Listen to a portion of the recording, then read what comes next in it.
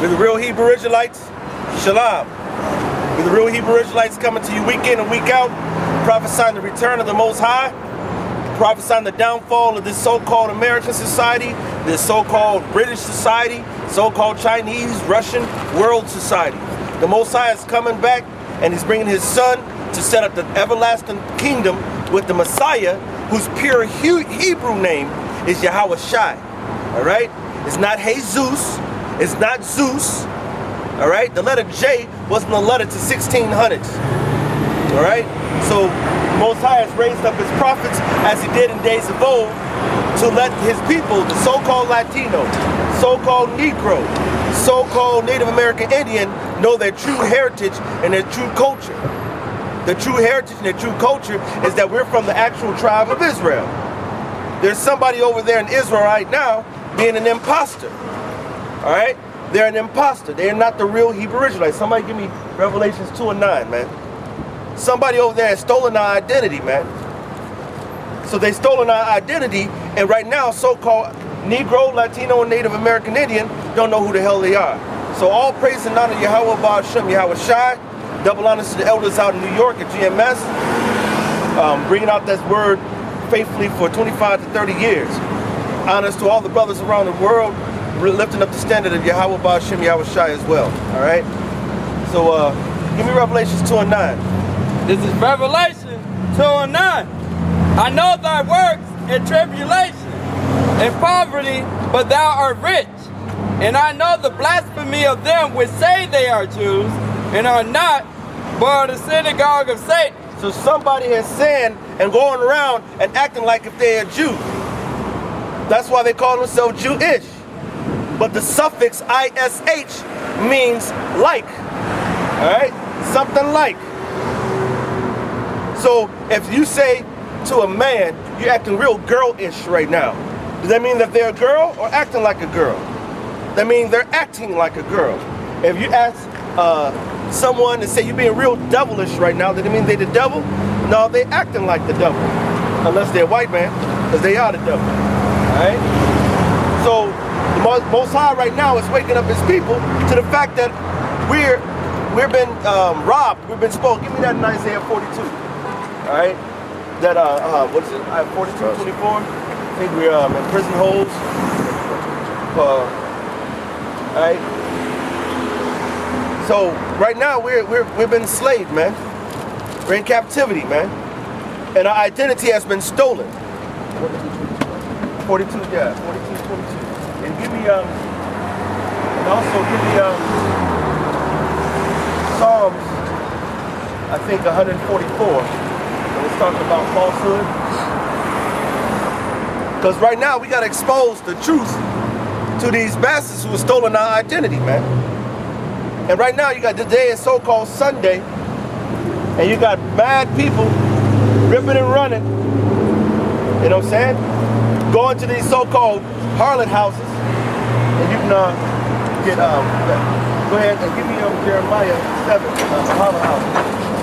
Go ahead, man. This is Isaiah chapter 42, verse 22. But this is a people robbed and spoiled. They are all of them snared in holes, and they are hid in prison houses. They are for a prey, and none delivereth, for a spoil, and none saith restore. So we're for, well, take that again from the top. But this is a people robbed and spoiled. They are all of them snared in holes, and they are hid in prison houses. So this is a people robbed and spoiled. Well, how did they come and get us over here to the so-called America? Why you read that again? Get Deuteronomy 28:68. Hold what you hold, and read that again. Isaiah 42:22. But this is the people robbed and spoiled. This is a people robbed and spoiled. All right, give me that Deuteronomy. Deuteronomy 28:68. And the Lord shall bring thee into Egypt again with ships. By the way whereof I spake unto thee, thou shalt see it no more again. And there you shall be sold unto your enemies for bondmen. To your friends. To your enemies. To your enemies. So your enemies is the ones who's doing this. Go ahead. For bondmen and bondwomen. So he said, you could read that from the top again. And the Lord shall bring thee into bondage again with ships. And the Most High said, I'm going to bring you into bondage, into slavery again in ships. How do we get here to America? In so-called ships. Go ahead. By the way whereof I spake unto thee, thou shalt see it no more again. You're not going to see your native land no more again. Who does that shoe fit? So-called black men. Go ahead. And there you shall be sold unto your enemies for bondmen and bondwomen. And there you're going to be sold to your enemy who brought us over here on the slave ships, and we were enemies. Now, one of you brothers, when they brought us over here on the slave ships, were we friends with them? No. We were enemies, right? Yes. Then how could that situation, that condition ever change and we trust them now? Never would. It would never change because they brought us over here as slaves, right? Now, and then they were our enemy when they did it. You don't bring me and do me wrong. I'm not going to go ahead and break into your house, rob you blind, steal your family, kill you, hang you, lynch you, and say, let's go out for dinner next week. All right? They are enemies according to the scriptures. Go ahead. And then they said we was going to be sold to your enemies for what? Thou shalt see it no more again, and there you shall be sold unto your enemies for bondmen. You're going to be sold for bondmen, which is slave men. And bondwomen. Which is slave women. And no man shall buy you. And no man's going to do what? Buy you. And that's the Hebrew word quanan, which means redeem. It's not buy physically, because he just said, I'm going to sell you into slavery, and you're going to be sold as slave men and slave women. And no one's going to redeem you out of that situation. That's the reason why we're still in that situation. All right? Hey, I got a reason. Never trust on nothing. Speak up. This is Ecclesiastes, Sirach, chapter 12, verse 10. Never trust thine enemy, for like as iron rusted, so is his wickedness. And that's exactly right. So we don't never supposed to trust them, man. So why the hell are we trusting them and believing anything that they got to say, man? They're wicked, man. All right? So go back to Isaiah 42. Isaiah 42:22. But this is a people robbed and spoiled. They are all of them snared in holes, and they are hid in prison houses. They are not for a prey and not deliverance, for a spoil and not safe restored. So they're snared in holes, all right? They're snared in prison houses. No one's getting them out of this situation. They're stuck in this situation. So who did this? Who was our enemies that snared us and threw us in prison houses and stole us and won't let us go? Who is this? So-called white man. He's our enemy. And how is he keeping us in this condition? Through a spirit of falsehood, and which has got these modern day churches all corrupt, these so-called politicians and these leaders corrupt, and got our people just in la-la land somewhere. Give me that scripture.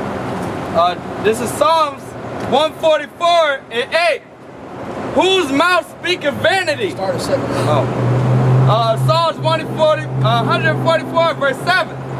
Send thy hand from above, rid me, and deliver me out of the great waters, from the hand of the strange children, whose mouth speaketh vanity, and their right hand is the right hand of falsehood. So their mouth speaketh vanity, and in their right hand is the right hand of falsehood. They lie. They lie. Matter of fact, if I ask any so-called black man, prove to me that when the white man said we come from Africa, what proof did they show us that we came from Africa? And there will be tumbleweeds rolling in the dust. Because that's all they ever said. They've said it, but they never proved it. Now, if we go into our oral history alone, our ancestors sang Kumbaya. Kumbaya is the same language as Hallelujah. The same language as Obadiah. The same language as Isaiah, Nehemiah, Zechariah, Zephaniah, Obadiah. Hallelujah, Yahweh. Now, why were we speaking in the language of Kumbaya, which is the same as the language in the Bible, and you go into the Bible, the language in the Bible is the Hebrew language. If somebody is speaking Chinese and they look Chinese, you would feel like, well, it's a safe bet to say that person is Chinese. Well, if we were looking as the Bible declares, give me Job 30 and 30, man. Let's see what the Bible describes the people of the Bible, man. What do they look like? Job 30:30. My skin is black upon me, and my bones are burned with heat. My skin is blue. My skin is black. My skin is white. It's black. My skin is red. My skin is black upon me, and my bones are burned with heat. So he said, my skin is black. Give me Jeremiah 14 and 2. And see how that describes the tribe of Judah, where they get the word Jew from. And let's see if the so-called Jew-ish, when the word ish means like, and see if that means the same thing. How to describe the Jews according to the scriptures, man? Jeremiah 14:2. Judah mourneth, and the gates thereof languish. They are black unto the ground. Oh, they're white? They are black unto the ground. Oh, I mean, they're red. They are black unto the ground. And they cry of Jerusalem is gone up. And they're crying and they're mourning, they're lamenting. When is white man crying? Mourning and lamenting. They said his gates languish. When you go to white man neighborhoods, they flourishing. You go to nigger neighborhoods, they languishing. Well, the shoe on one side says they're black, they're troubling, they're crying. And he said black into the ground. If I go and pull up some of that dirt right now, what color is that dirt gonna be? Right? That dirt gonna be black. The Messiah was black. The people of Israel were black. That's where we're from. Give me Jeremiah 17 and 4. He said we're black into the ground. Is there not some dark dirt? Some brown dirt? Some sandy, light colored dirt? That's why you got niggas who are light skinned, niggas who are brown skinned, and niggas who are dark skinned. And you listen to white men say, oh, that's because they slept with the slave masters, so much mixing going on. It ain't no mixing. If an apple falls to the ground, what's gonna grow? An apple or an orange tree? An apple. We drop seeds out of our penis, man.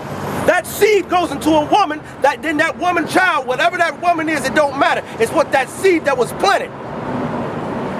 We are the people of the Most High by blood. That's why we're supposed to obey the scriptures. Not this white man, not this white man society, not these fake churches, not these false gods. They're not calling on the Hebrew name. They don't know no truth. That's why our people are lost. That's why our people are hungry. Hungry for the truth. Hungry for peace and hungry for rest. Give me that. Go ahead and bring that out and give me a Micah 2 and 10. This is Numbers chapter 1 verse 18. And they assembled all the congregation together on the first day of the second month. And they declared their pedigrees after their families, by the house of their fathers, by the house of their mama, of their father, of their auntie, by the house of their father, of their grandmama, by the house of their father. It's about the men, and the men drop the seeds, man. It's all about us and our bloodline and heritage and culture. That's who you get your lineage from. If your daddy was a black man, you're black. If your great-great-great-granddaddy was a black man, you're black. All right? Go ahead. Give me, that's good. Go back to what did I call? Jeremiah 17 and 4. And you go, well, first of all, give me Micah 2 and 10 real quick. And then Jeremiah 17. Micah 2 and 10. Arise ye and depart, for this is not your rest. The Most High said, get up. Get out of this mentality of this world, man. And especially America. They brought us over here slaves. What, you forgot? You forgot about Nat Turner? How he went up and killed and rebelled and tore up this goddamn place? You forgot about all the people who rose up to fight this wicked system? What, you forgot? They brought us over here lynching us? Oh, you forgot that we all got to be on link? You forgot who bring the guns in our neighborhood? The drugs in our neighborhood? But you forgot that white man won't give you no job? You forgot that Popo is always waiting to catch you up?